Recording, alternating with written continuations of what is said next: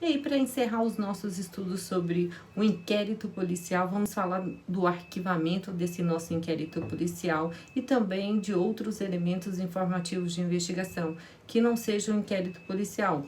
Vamos imaginar o inquérito de investigação criminal feito pelo Ministério Público, bem como os demais. Como que se dá esse arquivamento? Já vimos que a autoridade policial ela não pode arquivar um inquérito policial. Então, quem é que pode arquivar esse nosso inquérito policial? É o juiz. A autoridade judicial é que pode determinar o arquivamento do inquérito policial. Então, nós temos no primeiro momento o Ministério Público analisa esse nosso inquérito policial, verifica que não tem as hipóteses de causas para oferecimento da denúncia, como não ter o mínimo de indício de autoria e materialidade, e aí ele encaminha o pedido de arquivamento do inquérito policial para a autoridade judiciária. O juiz analisa, se ele achar que tem o mínimo de indício ali, ele vai remeter esse processo para o procurador de justiça, e aí o procurador de justiça vai analisar se realmente tem indícios de autoria e materialidade, se é caso de oferecimento da denúncia. Se ele entender que é caso de oferecimento da denúncia, ele vai remeter a outro promotor de justiça e esse outro promotor de justiça vai fazer o oferecimento da denúncia. Mas se o procurador de justiça entender também que não tem o mínimo de indício de autoria e materialidade, não tem pressupostos para o oferecimento da denúncia, ele pode sim pedir o arquivamento do inquérito policial e aí a autoridade judiciária está obrigada a arquivar esse nosso inquérito policial. Nós não temos hipóteses no nosso Código de Processo Penal, tragas ali um rol de que se não preencher esses requisitos de maneira explícita, pode ser determinado o arquivamento desse nosso inquérito policial.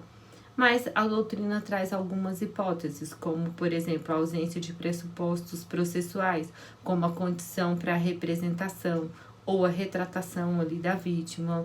Também a falta de justa causa para o exercício da ação penal, não tem o mínimo de indício de autoria e materialidade.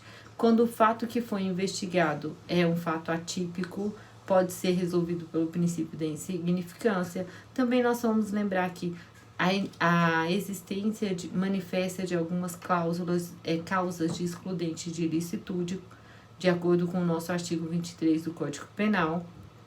Também a existência manifesta da causa de excludente de culpabilidade, exceto se for inimputável.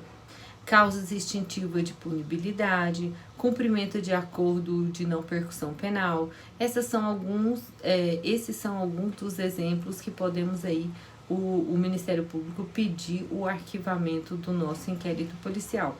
E aí vocês vão analisar o artigo 28, aí vocês vão me dizer, ué, professora, mas aqui no artigo 28 está dizendo totalmente contrário. Aqui está falando que o arquivamento do inquérito policial de quaisquer elementos informativos da mesma natureza, o Ministério Público vai comunicar à vítima, ao investigado, à autoridade policial, vai encaminhar a instância a instância de revisão ministerial para fins de homologação na forma da lei, bem como o parágrafo 1º e 2º. E aí eu quero que vocês se recordem que, bem como o juiz das garantias, o artigo 28, 28A e alguns outros artigos do nosso Código de Processo Penal, que estão vindo da nossa última alteração legislativa do pacote anticrime da Lei 13.964 de 2019, estão com a aplicabilidade suspensa pelas ADIs do STF, ok? E aí eu quero que vocês se recordem dessas hipóteses.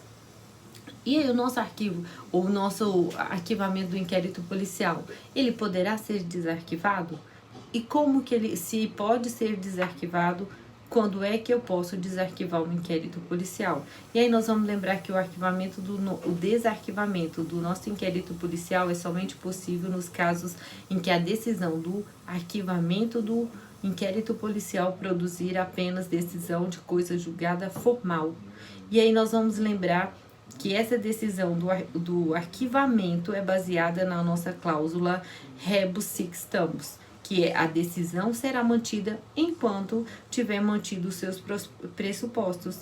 Caso haja uma mudança fática, sim, nós podemos ali pedir o desarquivamento do nosso inquérito policial, que é no caso de prova nova ou prova substancialmente nova. E aí nós vamos lembrar do nosso artigo 18, que depois de ordenado o arquivamento do inquérito policial pela autoridade judiciária, por falta de base para denúncia, a autoridade policial poderá proceder a novas pesquisas se de outras provas tiver notícia. E nós temos aí já uma súmula do STF sobre o desarquivamento do nosso inquérito policial, que diz o seguinte: o arquivado inquérito policial por despacho do juiz a requerimento do promotor de justiça, não pode ação penal ser iniciada sem novas provas. Então, subtende aí que nós temos que ter novas provas. E o que é novas provas? É aquela capaz de alterar o contexto probatório dentro da qual foi proferida a decisão do arquivamento. E aí nós vamos lembrar: prova nova, formalmente nova e prova substancialmente nova. Qual é a diferença? Prova formalmente nova é aquela já conhecida e até mesmo já foram utilizadas pelo Estado, mas aí ela ganha uma nova versão. Aquela testemunha que no primeiro momento ela foi coagida a falar de uma forma e depois ela vem contra outra versão, a versão verdadeira. E aí essa prova é prova formalmente nova. E aí nós vamos lembrar da prova substancialmente nova, que é aquela inédita, ou seja, aquela desconhecida até então. Vamos lembrar, por exemplo, de um crime que foi ali um homicídio com arma de fogo. E aí, depois de arquivado o inquérito policial, porque não tinha elementos suficientes para o nosso inquérito, aparece a arma do crime. Aí essa arma do crime é prova substancialmente nova. Pode sim aí nosso inquérito policial ser desarquivado. E aí, com isso, encerramos o nosso estudo sobre inquérito policial.